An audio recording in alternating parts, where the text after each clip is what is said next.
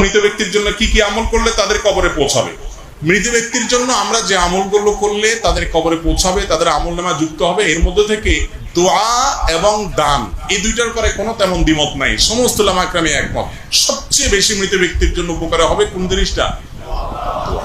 দোয়ার চাইতে উপকারী কিছু নাই। দোয়া হলো মৃত ব্যক্তিদের জন্য সবচেয়ে বড় করণীয়, মেইন করণীয় দোয়া। চোখের পানি ফেলে দোয়া করো, আল্লাহ আমার বাবাকে, আমার মাকে, আমার ভাইকে, যে চলে গেছে দুনিয়া থেকে, আল্লাহ আপনি তাকে মাফ করে দিন, আল্লাহ তাকে আপনি ক্ষমা করে দিন, তার অনেক ভুল ত্রুটি ছিল, আল্লাহ আপনি আহকামুল হাকিমিন আরহামুর রাহিমিন, আপনি মাফ করে দেন, আল্লাহ তাকে আপনি জান্নাতুল ফিরদাউসে জায়গা দেন, আল্লাহ তার ভুল ত্রুটি মাফ করেন। এভাবে চোখের পানি ফেলে আপনি দোয়া করবেন। এটা হলো মুর্দার জন্য সবচেয়ে বেশি উপকারী কাজ। দ্বিতীয় হলো দান সাদাকা।